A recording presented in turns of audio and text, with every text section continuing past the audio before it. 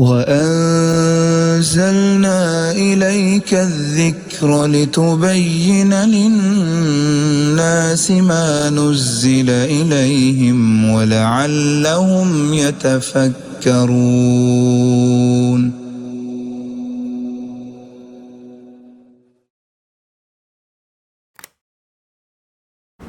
السلام علیکم ورحمۃ اللہ وبرکاتہ. الحمد للہ نحمده ونستعینه ونستغفره ونعوذ باللہ من شرور انفسنا ومن سیئات اعمالنا.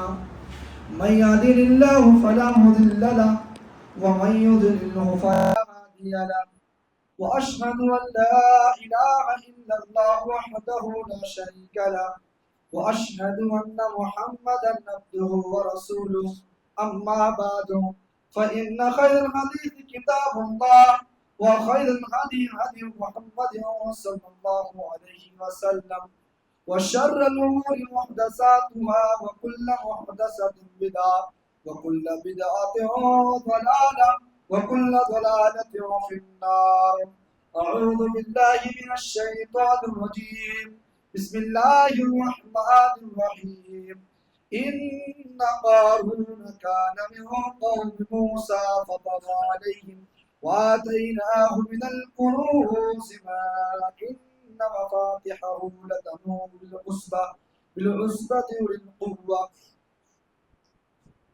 محترم سامعین، اللہ رب العالمین کا شکر و احسان ہے کہ اللہ تبارک و تعالیٰ نے ہمیں یہ عظیم مہینے سے نوازا جس کے اندر ہم اور آپ اپنے گناہوں کا استغفار کر سکیں، نیکیوں کو کما سکیں، نیکیاں اکٹھا کر سکیں، اور ہم اور آپ آج سے جس عشرے میں گزر رہے ہیں وہ بالکل آخری عشرہ ہے، اور اس عشرے کی بڑی فضیلت ہے. اللہ کے نبی صلی اللہ علیہ وسلم جب یہ آخری عشرہ شروع ہوتا، رمضان المبارک کا جب آخری عشرہ شروع ہوتا، اللہ کے نبی صلی اللہ علیہ وسلم خود اپنے بیویوں سے الگ ہو جاتے تھے. اللہ کے نبی صلی اللہ علیہ وسلم اپنی بیویوں سے الگ ہو جاتے تھے اور خود بھی عبادت کرتے تھے، اور اپنے بیویوں کو اور اپنے گھر والوں کو بھی آپ عبادت کی ترغیب دلاتے تھے، آپ حکم دیتے تھے. میرے بھائیوں، 11 مہینے 20 دن تو ہم اپنے بیویوں کے پاس رہیں گے، اپنے بچوں کے پاس رہیں گے. یہ 10 دن جو ہے یہ صرف اور صرف اللہ کی وقت کریں. اللہ تبارک و تعالیٰ، اور اسی لیے اعتکاف بیٹھتے ہیں ان کی بڑی فضیلت ہے. اللہ تبارک و تعالیٰ اسی لیے گھر میں اعتکاف کرنے کا حکم نہیں ہے، آپ مسجد میں کریں. ابھی تک آپ جو ہے 11 مہینے 20 دن اپنے بچوں کے ساتھ اپنے بیوی کے ساتھ رہے، لیکن اللہ کرے اور قریب آ جاؤ، سے مسجد میں آؤ، اعتکاف بیٹھو، سے اس 10 دن کو اللہ کے لیے خاص کر دو. یہ جو آخری عشرہ ہے اللہ کے بدل اس کی بڑی فضیلت ہے. اس جو ایام باقی یہ 10 دن جو ہے ہم اور آپ کوتاہی نہ کریں. اس ایام میں، اس آخری عشرے میں زیادہ سے زیادہ ہمیں قرآن کی تلاوت کرنی ہے، نوافل پڑھنے ہیں، اور اپنے رب سے اپنے گناہوں کی توبہ کرنی ہے. جو کچھ مانگنا ہے اس آخری عشرے میں مانگنا ہے. یہ بہت ہی تیزی کے ساتھ گزرے گا، اور باقی جو ایام بہت تیزی کے ساتھ گزرے بھی ہیں، اور یہ جو ایام باقی ہیں یہ بہت تیزی سے گزر جائیں گے. انسان اپنی بات کو اللہ تعالیٰ سے رکھ نہیں پاتا، وہ بھی گزر جاتا ہے. لہٰذا یہ جو دن باقی ہیں ان کی ویلیو کو سمجھیے اور اپنے گناہوں کی آپ اللہ تعالیٰ سے توبہ کیجیے. آج آپ کے سامنے 21ویں پارے کی تلاوت کی گئی ہے، اس سے قبل 20ویں پارے کی 2 اہم باتیں آپ کے سامنے رکھنا چاہتا ہوں. سب سے پہلی بات، قارون کے پاس کتنی دولت تھی؟ بہت دولت تھی قارون کے پاس اتنی دولت تھی کہ اللہ نے قارون کی دولت کا ذکر کیا. فرمایا ان قارون کان من قوم موسیٰ فبغى علیہم. یقیناً قارون یہ موسیٰ علیہ السلام کی قوم میں سے تھا. قارون کس کی قوم سے تھا؟ موسیٰ علیہ السلام کی قوم سے. فبغى علیہم، قارون نے موسیٰ علیہ السلام کے لوگوں پر ظلم کیا، زیادتی کی. اللہ نے فرمایا وَآتَيْنَاهُ مِنَ الْكُنُوزِ، ہم نے موسیٰ علیہ السلام کی قوم میں جو قارون گزرا تھا، اس قارون کو ہم نے اتنی دولت دی تھی کہ اس کی دولت کی بات نہیں، اس کی جہاں وہ اپنی دولت کو رکھتا تھا اس کی کنجیاں بڑے بڑے بڑے بڑے پہلوان نہیں اٹھا پاتے. دولت کی بات نہیں ہو رہی. جس جگہ وہ اپنے خزانے کو، اپنے مال کو، اپنی دولت کو رکھتا تھا اس کی کنجیاں بڑے بڑے پہلوان مل کر نہیں اٹھا پاتے تھے. اللہ تعالیٰ نے قارون کو اتنی دولت دی تھی، لیکن معاملہ کیا ہوا؟ اللہ تعالیٰ نے قارون کی بہت دولت دی تھی. قوم والوں نے کہا اذ قال له قومه، قوم والوں نے کہا کس سے؟ قارون سے، کہ لا تفرح، کہ اے قارون تو اترا مت، تیرے پاس اللہ نے اتنی دولت جو دی ہے اس دولت کا تو غلط استعمال مت کر. کیوں؟ اللہ رب العالمین ان اللہ لا يحب الفرحین، اللہ تعالی حد سے زیادہ اترانے والوں کو پسند نہیں کرتا ہے. پتہ یہ چلا اگر آپ کے پاس دولت ہے، اللہ نے آپ کو بہت دولت دی ہے، آپ اللہ کا شکر ادا کریں اور اس دولت کا غلط استعمال مت کرے، ورنہ وہی حشر ہوگا جو قارون کے ساتھ ہوا. اللہ تبارک و تعالیٰ نے قارون کو سمجھایا، قارون کی قوم والوں نے بتایا اے قارون تو اتنے مال پانے کے بعد تم اترا مت. کیوں؟ اس لیے کہ اللہ اترانے والوں کو، اللہ حد سے زیادہ گزر جانے والوں کو پسند نہیں کرتا ہے. لیکن قارون کی دولت میں شدید، قارون کے پاس، جب انسان کے پاس کچھ نہیں ہوتا ہے نا تو وہ مسجدوں میں بھی آتا ہے، وہ اللہ کو بھی یاد کرتا ہے. انسان کے پاس جب کچھ نہیں ہوتا ہے تو وہ اللہ رب العالمین کو یاد کرتا ہے، وہ نمازوں سے جڑا رہتا ہے، وہ دعاؤں سے جڑا رہتا ہے. لیکن جیسے ہی انسان کے پاس آہستہ آہستہ دولت آنے لگتی ہے پھر انسان بھول جاتا ہے، پھر اس کی نمازیں چھوٹنے لگتی ہے، پھر اس کی دینی معاملات سے وہ بالکل الگ ہوتے چلا جاتا ہے. وہ شریعت کی جو بھی اس سے پہلے عمل کرتا تھا شریعت پر، آہستہ آہستہ وہ بالکل غافل ہوتے چلا جاتا. کب؟ جب اس کے پاس دولت آنے لگتی ہے. قارون کے پاس جب دولت آئی تو قارون نے کچھ ایسے ہی کیا. قارون یہ بہت زیادہ حد سے گزر گیا، بہت زیادہ یہ لوگوں کو پریشان کرنے لگا. تو اللہ تعالیٰ نے قارون کو کیا کیا معلوم ہے؟ زمین کے اندر دھسا کے اس کو اور اس کے خزانے کو یہ سزا دیا کہ زمین کے اندر اس کے خزانے کو اور قارون کو دھسا دیا. پتہ یہ چلا اس واقعے سے کہ اللہ نے ہم میں سے کسی کو اگر دولت دی ہے، وہ دولت چاہے پیسوں کی شکل میں ہو یا اولاد کی شکل میں ہو یا جسمانی طاقت کی شکل میں ہو، کسی بھی طریقے سے اللہ نے یہ نعمت دی ہے تو آپ اس نعمت کو اترائیے مت، کیونکہ اللہ تعالیٰ دینے والا اور چھیننے والا نہیں. لہذا آپ اپنی اس نعمت کا غلط استعمال نہ کریں، بلکہ اس طریقے سے استعمال کریں جو جائز طریقہ ہے. اس کے بعد اللہ تبارک و تعالیٰ نے 21ویں پارے کے شروع ہی میں نمازیوں کے تعلق سے کچھ گفتگو کی. نمازیوں کے تعلق سے اللہ تبارک و تعالیٰ نے فرمایا کہ اتل ما اوحی الیک من الکتاب واقم الصلاۃ، کہ اے نبی صلی اللہ علیہ وسلم آپ پر وحی کے ذریعے پڑھی جاتی ہے کتاب سے، اور آپ جو ہے کیا کیجئے؟ کتاب کی تلاوت کیجئے اور واقم الصلاۃ، اور نماز قائم کیجئے. کیوں آپ نماز کیوں پڑھیں گے؟ ان الصلاۃ تنہی عن الفحشاء والمنکر، کیونکہ یہ نماز، بے شک یہ نماز آپ کو برائی سے اور منکر گندی چیزوں سے روکتی ہے. نماز کا کام کیا ہے؟ جب انسان نماز پڑھنے لگے گا اس کے اندر جو کچھ گندی چیزیں ہیں، اس کے اندر جو برائی ہے، نماز کے ذریعے سے اللہ تبارک و تعالیٰ اس کی برائی کو ختم کر دیتا ہے. پتہ یہ چلا کہ اگر ہم نماز پڑھتے ہیں اور ہماری نمازوں کے ساتھ ساتھ ہمارے اندر برائی بھی ہے. ایک آدمی نماز پڑھنے آتا ہے، 5 وقتہ نماز ہے، وہ جب دیکھو جب اس کے سر پہ ٹوپی ہے، اس کے سجدے کے نشان اس کے چہرے پہ ہیں، اور اسی طریقے سے وہ اذان سے پہلے آتا ہے، لیکن وہ نماز پڑھنے کے ساتھ ساتھ وہ وہی برائی کرتا ہے جو ہمیشہ سے کرتے چلے آ رہا ہے. تو اس کو کہیں نہ کہیں اس کو اپنی نماز میں کمزوری دینی چاہیے. اس کو دیکھنا چاہیے کہ میری نماز کہیں نہ کہیں میری نماز کے اندر کوئی کمزوری ہے، اس لیے میری نماز پڑھنے کے باوجود بھی میری گناہ نہیں چھوڑ.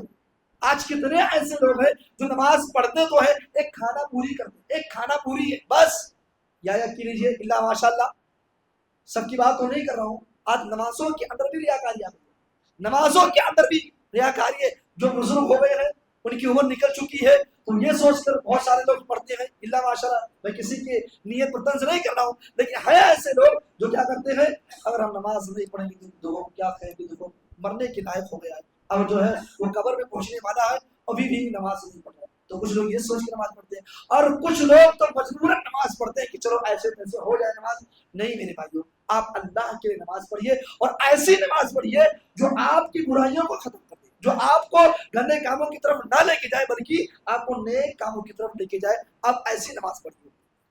اس کے بعد اللہ تبارک و تعالیٰ نے دنیا کے تعلق سے فرمایا۔ آج ہم لوگ دنیا کو بہت بہت اہمیت دیتے ہیں، یہ دنیا ہمارے لیے سب کچھ ہے، دنیا ہی سب کچھ۔ اللہ نے فرمایا وَمَا هَذِهِ الْحَيَاةُ الدُّنْيَا إِلَّا لَهْوٌ وَلَعِبٌ وَإِنَّ الدَّارَ الْآخِرَةَ لَهِيَ الْحَيَوَانُ لَوْ كَانُوا يَعْلَمُونَ۔ یہ دنیا کی جو زندگی ہے یہ کھیل ہے، تماشا ہے۔ کیا ہے؟ کھیل ہے اور تماشا ہے۔ وَإِنَّ الدَّارَ الْآخِرَةَ، اور جو اصل زندگی ہے وہ آخرت کی زندگی ہے، جو اصل زندگی ہے وہ آخرت کی زندگی ہے۔ دنیا میں انسان اس دنیا کو آج اتنی اہمیت دے رہا ہے، اتنی اہمیت دے رہا ہے کہ اس دنیا کے لیے وہ جو کچھ کر جائے گا، اس کو حرام کاروبار کرنا ہو کر لے گا، بچوں کے فیوچر کو بنانے کے لیے اگر وہ لون لینا پڑے وہ لے لے گا، سود لینا پڑے سود کھا لے گا، سود لے لے گا، جو کچھ کرنا ہے وہ اس دنیا کو بنانے کے لیے سب کچھ کر لے گا۔ نہیں میرے بھائی، تو دنیا کی حیثیت کیا ہے؟ اللہ کے نبی صلی اللہ علیہ وسلم آپ چل رہے ہیں، آپ کے صحابہ بھی آپ کے ساتھ ہیں، اللہ کے نبی صلی اللہ علیہ وسلم اور آپ کے صحابہ آپ کے ساتھ ہیں۔ اللہ کے نبی صلی اللہ علیہ وسلم نے دیکھا کہ ایک مری ہوئی بکری پڑی ہوئی ہے۔ اللہ کے نبی صلی اللہ علیہ وسلم نظر پڑتی ہے، آپ نے اس کو اٹھایا اور صحابہ سے کہا میرے صحابہ تم میں سے کون اس کو ایک درہم میں خریدنا چاہتے ہیں؟ صحابہ نے کہا اللہ کے نبی صلی اللہ علیہ وسلم اگر یہ بکری زندہ ہوتی تو شاید ہمارے کچھ کام آ جاتی، لیکن اللہ کے نبی صلی اللہ علیہ وسلم یہ بکری تو بالکل مر چکی ہے، اس کی ہماری نظر میں کوئی حیثیت نہیں ہے۔ اللہ کے نبی اس بکری کو لے کر کریں گے تو کیا کریں گے؟ اللہ کے نبی صلی اللہ علیہ وسلم نے کہا اے میرے صحابہ اس بکری کی اہمیت جو تمہارے نظر میں ہے، دنیا کی اہمیت اللہ کی نظر میں اتنی ہے جیسے تم اس کو فری میں نہیں لینا چاہتے ہو ویسے یہ دنیا کی اہمیت ہے اللہ کی نظر میں، تو پھر ہم اس کی اہمیت کیوں دیں؟ اس دنیا کو اتنا زیادہ آخرت کے مقابلے میں اتنا زیادہ ہم اس کو اہمیت دے دیں کہ آخرت چلی جائے کوئی دقت نہیں، دنیا بن جائے۔ میرے بھائی دنیا بنا کر کرو گے کیا؟ اس دنیا بنا کے آپ کرو گے کیا؟ آپ بناؤ گے، آپ محنت کرو گے، آپ اپنے آخرت کی زندگی کو برباد کر کے دنیا کو بنا تو لگے، لیکن یہاں سے آپ جب چلے جاؤ گے تو آپ کی بنائی ہوئی محنت تلاش کوئی اور کرے گا، اس کا فائدہ کوئی اور اٹھائے گا۔ تو آپ اس دنیا کو بنا رہے ہو، فائدہ کوئی اور اٹھائے گا، اور اس کے بدلے میں آپ اپنے آخرت کو برباد کرو گے۔ ایسا نہیں ہونا چاہیے۔ اللہ نے کہا یہ دنیا کی زندگی کھیل اور تماشا ہے، لہذا اس کو کھیل اور تماشے تک رہنے دو، اس کو جو ہے اتنی اہمیت نہ دے دو کہ آپ کے لیے دنیا جنت میں سے ایک حدیث ہے نا کہ مومن جو ہے، مومن وہ کیا کہتا ہے اس کے لیے جنت سب کچھ ہے، اور جو کافر ہوتے ہیں ان کی سوچ کیا ہے؟ ان کے لیے دنیا جنت ہے۔ کافروں کی علامت کیا ہے؟ کہ ان کے لیے دنیا جنت ہے، لیکن جو مومن ہے وہ اس کو قید خانہ سمجھتے ہیں۔ یہ قید خانہ ہے کس کے لیے؟ مومنوں کے لیے، اور کافروں کے لیے کیا دنیا جنت ہے۔ لہٰذا اس حدیث سے معلوم کر سکتے ہیں کافر کون ہے اور مومن کون ہے۔ اس کے بعد اللہ تبارک و تعالیٰ نے سورہ روم کے اندر ایک بہت ہی بہترین چیز کی طرف اشارہ کیا رشتوں کو لے کر۔ اللہ نے فرمایا وَمِنْ آيَاتِهِ أَنْ خَلَقَ لَكُم مِّنْ أَنفُسِكُمْ أَزْوَاجًا لِتَسْكُنُوا إِلَيْهَا وَجَعَلَ بَيْنَكُم مَّوَدَّةً وَرَحْمَةً إِنَّ فِي ذَلِكَ لَآيَاتٍ لِقَوْمٍ يَتَفَكَّرُونَ۔ او اللہ کے بندو، اللہ کی نشانیوں میں سے ایک بہت بڑی نشانی ہے کہ اللہ تبارک و تعالیٰ نے جوڑے بنائے۔ اللہ رب العالمین نے مردوں کے لیے عورتوں کو بنایا اور عورتوں کے لیے اللہ نے مردوں کو بنایا۔ کیوں بنایا؟ اس کی وجہ کیا ہے؟ اللہ نے مردوں کے لیے عورتوں کو کیوں بنایا اور عورتوں کے لیے اللہ نے مردوں کو کیوں بنایا؟ اللہ فرما رہا لِتَسْكُنُوا، تاکہ وہ دونوں آپس سے سکون حاصل کرے۔ جوان ہونے کے بعد، بلوغت کے بعد مرد کو عورت کی ضرورت ہوتی ہے اور عورت کو مرد کی ضرورت ہوتی ہے، یہ ان دونوں کو ضرورت ہوتی ہے۔ اللہ تبارک و تعالیٰ نے ان دونوں کی ضرورت کو پورا کرنے کے لیے، خواہشات کو پورا کرنے کے لیے نکاح کا سسٹم رکھ دیا ہے۔ نکاح کر لو، شادی کر لو، اور اس کے ذریعے سے اللہ تمہارے اندر سکون پیدا کر دے گا اور محبت بھی پیدا کر دے گا۔ لیکن یہ سکون، یہ محبت انسٹاگرام سے دوستی، فیس بک سے دوستی، اور جو بھی سوشل میڈیا ہے اس سے دوستی۔ آپ یہ سوچیں کہ ہم سوشل میڈیا کے ذریعے سے کسی لڑکی کو تلاش کریں، گفتگو کرنا شروع کر دیں، بات چیت شروع کر دیں، اور بات شادی تک پہنچ جائے، بات زنا تک پہنچ جائے، اور اس کے بعد محبت پیدا ہو جائے، تو ایسی محبت، وہ محبت سوشل میڈیا کی ہو سکتی ہے، اس رشتے میں اللہ محبت نہیں پیدا کرے گا۔ اللہ کس رشتے میں محبت کرے گا؟ آپ پہلے نکاح کی۔ بہت سارے ایسے لوگ آج سوال کرتے ہیں کیا اسلام کے اندر محبت کر کے شادی ہے؟ تو سمجھ لیجئے کہ محبت کر کے اسلام میں شادی نہیں ہے. آپ پہلے محبت نہیں کریں گے, آپ پہلے نکاح کریں گے, اس کے بعد محبت کریں گے. یہ اسلام کا کانسیپٹ ہے کہ اگر آپ چاہتے ہیں کہ اللہ تبارک و تعالیٰ آپ کے رشتے میں سکون دے, اللہ تعالیٰ آپ کے رشتے میں محبت ڈال دے, تو سب سے پہلے آپ نکاح کر لیں. اس کے بعد اللہ تبارک و تعالیٰ آپ کے نکاح میں اللہ نے فرمایا کہ وَجَعَلَ بَيْنَكُمْ مَوَدَّةً وَرَحْمَةً, وہ اللہ کی ذات ہے کہ اللہ تبارک و تعالیٰ تمہارے درمیان محبت اور الفت کو پیدا کرے گا. لہذا کسی اور طریقے سے, کسی اور کے ذریعے سے آپ محبت نہیں پا سکتے ہیں اور آپ سکون نہیں پا سکتے ہیں. جو سکون آپ کو اپنے بیویوں میں ملے گا وہ گرل فرینڈ اور بوائے فرینڈ میں نہیں ہو سکتا. میرے بھائیوں, آپ دیکھیں جب بھی ایک آدمی زنا کرنے جاتا ہے, ایک نوجوان لڑکا زنا کرنے جاتا ہے, ایک نوجوان لڑکی زنا کرنے جاتی ہے, آپ ان سے پوچھئے وہ کیسے حالت میں ہوتے ہیں, وہ کیسے ڈرے ہوتے ہیں. لیکن جب میاں بیوی کا رشتہ ہوتا ہے, کیا سکون کا رشتہ ہوتا ہے, اس میں کسی چیز کا ڈر نہیں, لیکن اس رشتے میں ناپاک رشتے میں ڈر ہوتا ہے. لہذا اللہ تعالیٰ نے عورتوں کو اور مردوں کو جس نے پیدا کیا, اس کا مقصد یہ ہے تاکہ یہ ایک دوسرے سے سکون حاصل, دونوں ایک دوسرے سے سکون حاصل کرے, اور وہ سکون میں نے بتایا نکاح کے ذریعے سے حاصل ہو سکتا ہے. اس کے بعد اللہ تبارک و تعالیٰ نے سورہ لقمان کے اندر شروع ہی میں ان لوگوں کا تذکرہ کیا ہے جو لوگ کیا کرتے ہیں, گانا بجانا اور موسیقی اس طریقے کی چیزوں میں بالکل ملوث رہتے ہیں, بالکل ان کو وہی گانا بجانا, وہی ناچ, وہی فلمیں, وہی ڈرامے. تو اللہ نے فرمایا کہ وَمِنَ النَّاسِ مَن يَشْتَرِي لَهْوَ الْحَدِيثِ لِيُضِلَّ عَن سَبِيلِ اللَّهِ بِغَيْرِ عِلْمٍ وَيَتَّخِذَهُ هُزُوًا أُولَٰئِكَ لَهُمْ عَذَابٌ مُهِينٌ. اللہ تعالیٰ نے کہا کہ لوگوں میں کچھ ایسے لوگ جو گندی بات کو, لہو بات کو خریدتے ہیں. کس کے بدلے کیوں خریدتے ہیں؟ لِيُضِلَّ عَن سَبِيلِ اللَّهِ, تاکہ وہ اللہ کے راستے سے بھٹکا دے, اللہ کے راستے سے گمراہ کر دے. کس کو؟ لوگوں کو. ان کے پاس تو علم نہیں ہوتا, وہ انجاناً یہ کام کرنا چاہتے ہیں. وَيَتَّخِذَهُ هُزُوًا, اور ایک کام اور کرتے ہیں تاکہ وہ دین کا مذاق اڑائیں. یہاں پر آپ رک کے آپ دیکھیں اس آیت کی تفسیر میں مفسرین قرآن جتنے بھی آپ مفسر کو دیکھیں گے, اس آیت کی تفسیر میں نے جہاں تک دیکھا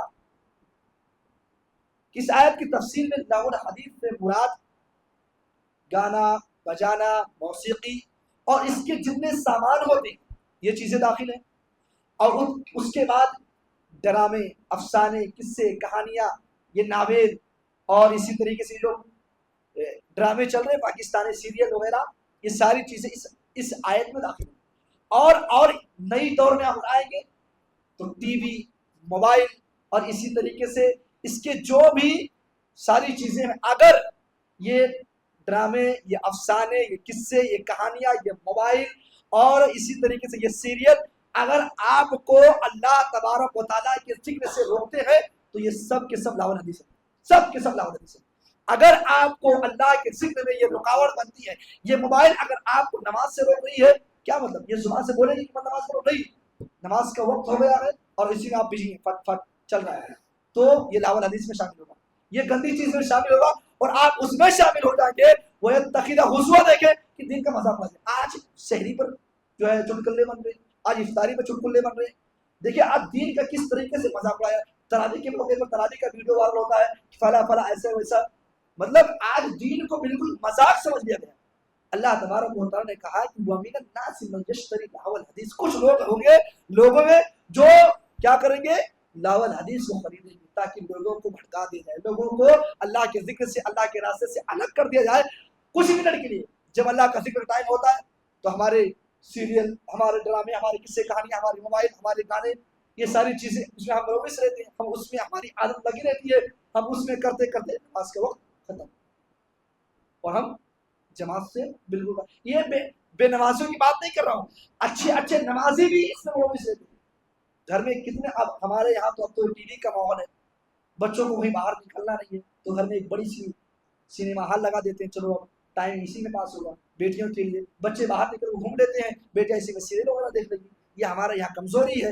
نہیں میرے بھائیو, اگر آپ یہاں پر ٹی وی کو غلط نہیں, بجاتے ٹی وی بجاتے موبائل یہ غلط نہیں ہے, اس کا استعمال آپ کیسے کر رہے ہیں وہ غلط ثابت ہوگا. اگر آپ اسی ٹی وی میں اگر کسی اچھے عالم کا تقریر سن رہے, گھر میں ایک بہت ہی بہترین ماحول ہوگا, کوئی مسئلے مسائل اس میں جو ہے کسی اچھے عالم کا آپ سن رہے, بہت ہی بہترین چیز ہے.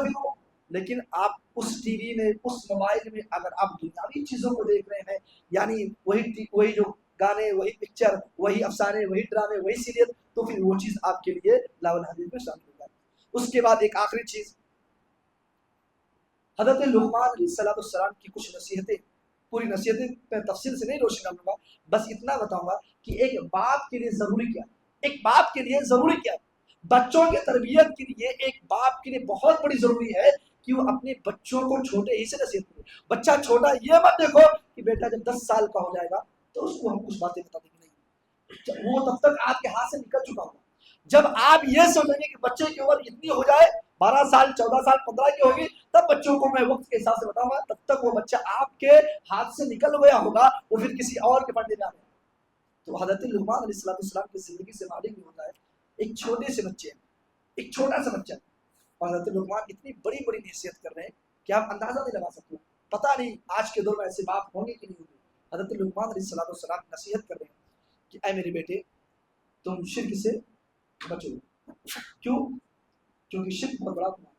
کیا کہا؟ سب سے پہلی جو دعوت دی توحید کی دعوت۔ سب سے پہلی جو دعوت بچوں کو دو وہ کیا ہو؟ توحید کی دعوت۔ بچوں کو بتاؤ کہ بچہ یہ شرک ہے، فلاں کام اگر کرو گے تو شرک میں شامل ہوگا، شرک کے یہ دروازے ہیں، یہ کام شرک ہے، اگر آپ یہاں جاؤ گے تو شرک کے راستے پہنچ جاؤ گے، اور کیوں شرک میں جب جاؤ گے تو پھر شرک کا نتیجہ کیا ہوگا؟ اللہ تعالیٰ کے یہاں جو بھی آپ گناہ کر دو، صرف 2 گناہ ایسے ہیں، اس سے بچاؤ۔ کیا ہے؟ شرک ہے اور حقوق العباد ہے۔ ان 2 گناہ سے آپ اپنے آپ کو بچا لو۔ اللہ رب العالمین کے یہاں آپ حقوق اللہ کے تعلق سے کچھ گناہ آپ سے ہوتے ہیں، اللہ چاہے تو بغیر حساب و کتاب آپ کو معاف کر سکتا ہے۔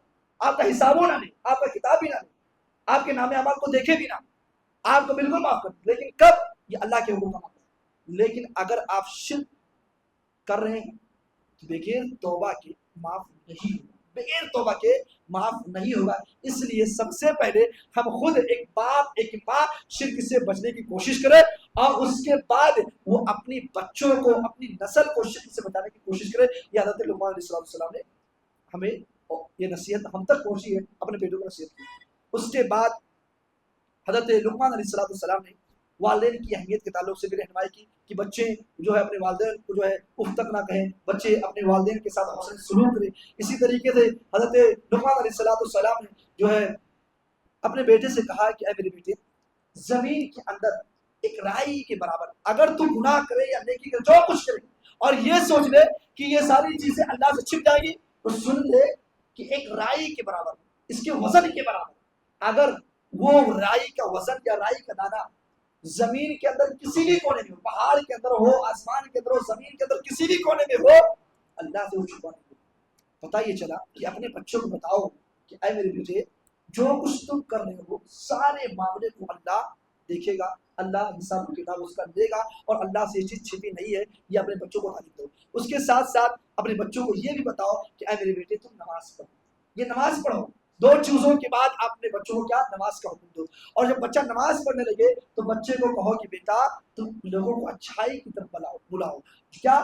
ایک کوئی اچھا علم تم کو معلوم ہو، بھلائی کی کوئی چیز آپ کو معلوم ہو گئی ہے تو میرے بیٹے تم لوگوں کو بھلائی کی طرف بلاؤ اور برائی سے روکو، اور اپنے بچوں کو یہ بتاؤ کہ زندگی میں ہمیشہ ہمارے حالات ایک جیسے نہیں ہوں گے، کبھی اتار اور چڑھاؤ آئیں، کبھی آپ خوش ہوں گے، کبھی آپ کو مصیبت آئے گی، تو میرے بیٹے جب بھی آپ کے اوپر مصیبت آئے تو صبر کرنا، یہ اپنے بچوں کو تعلیم دو۔ اور ایک اور چیز، بالکل آخری چیز، اپنے بچوں کو یہ تعلیم بھی دو کہ بیٹا کبھی اترا کہ میں نے قارون کا اسی لیے اس آیت کی تفسیر میں نے کی کہ قارون نے اترایا تو اس کا انجام یہ ہوا کہ اللہ نے اس کی دولت کو بھی اور اس کو بھی زمین کے اندر دھسا دیا۔